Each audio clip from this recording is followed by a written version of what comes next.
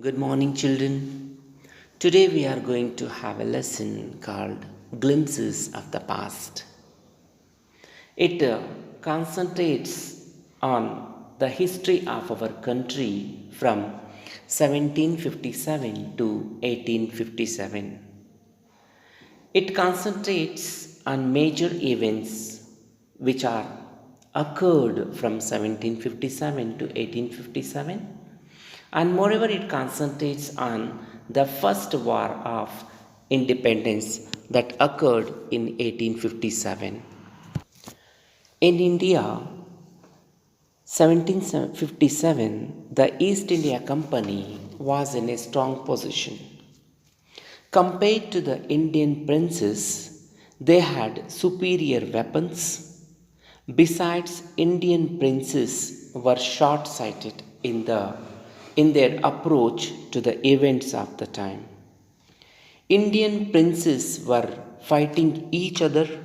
They often sought the help of the company to defeat other princes. This worked in favor of the company. It could easily subdue these princes one after the other. However, the brave Tipu Sultan of Mysore fought the British. He died in the battlefield fighting the English.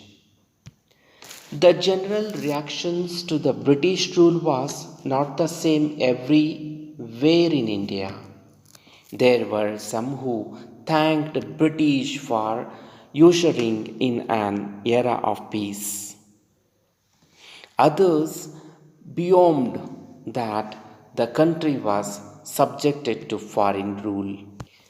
During the year 1765 to 1836, the social fabric was in a bad shape.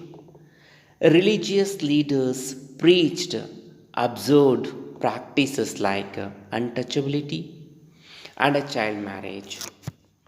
In truth, Indians had lost their self respect. The British scorned them.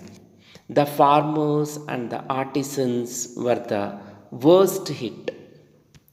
Heavy taxes ruined the farmers.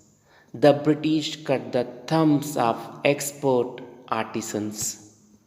The British used every method to make maximum profits. The imports from England became tax free. During the time 1772 to 1833, Raja Ram Mohan Roy understood what was wrong with the country. He tried to reform the society. He taught people that the main precepts of all religion were the same. Raja Ram Mohan Rai emphasized the practical use of knowledge.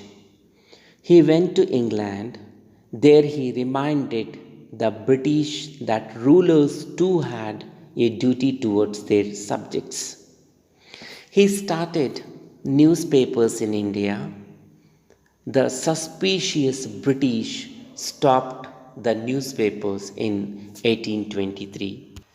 During the year 1765 to 1835, in 1818, the resolution was passed. Under it, an Indian could be jailed without trial in a court. The British officers drew large salaries. Besides, they made fortunes in business. By 1829, Britain was exporting goods worth 7 crore rupees to India. Even the British Governor General of India, Bentinck, reported to England. He stated, "The bones of the cotton weavers are bleaching the plains of India." Thus, the British prospered on the ruins of Indian industry. In 1835, Lord Macaulay suggested that the medium of English education in India should be English. The proposal was carried. The aim was to produce an army of clerks to assist the British. It happened, but it also produced a new generation of intellectuals. Some of them tried to educate the masses. Some decided to convey the grievances of the people to the British Parliament. By 1856, the British were ruling the whole of India. Now they cared little about Indians and Indians' needs. The dissatisfaction in the public began to grow. People wanted to get rid of the British. The Sparks, 1855 to 1857. Under the new rules, Santals had become desperate. In 1855, they rose in rebellion and killed the Europeans and their servants alike. The discontent was brewing in the East India Company army too. Sipai Mangal Pandey attracted the adjutant of his regiment and he was executed. The English did not care about Indian customs. Chapatis were sent from village to village. With them was the message that their native emperor would want their services. Similarly, a lotus flower was circulated among Indian soldiers. The masses also gave all help and support. Revolt 1857. The revolt started at Meerut. The sepoys who had revolted marched to Delhi. They were shouting slogans in favor of Bahadur Shah Zafar. The rebellion spread wider and wider. Many landlords had lost their lands. They helped to revolt. The fight for freedom 1857. Many rulers like Hazrat Mahal of Lucknow were bitter. The British had taken away their kingdom. Popular leaders like Malvi Ahmadullah of Faiziabad urged the common man to revolt. Azimullah Khan told Tatya Tope to make Nana Sahib the leader of that war of independence. All over North India, the people fought pitched battles against the British. 80-year-old Kunwar Singh of Bihar received a bullet in his wrist. He just cut it off and throwing it into the Ganga.